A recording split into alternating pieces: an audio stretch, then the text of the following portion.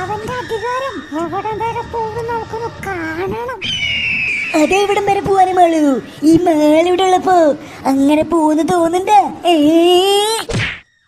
Avichay പേരെഴുതുന്നു പറഞ്ഞേ, പേരെഴുതും.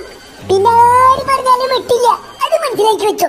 മാളുവേ കണ്ട, അഭിജയുടെ വർത്താനത്തിൽ അഹങ്കാരം കണ്ട.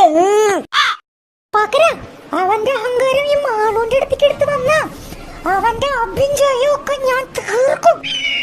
അത് മതി മാളു, അത് മതി. പാക്കുന്നത് കേട്ടാ മതി.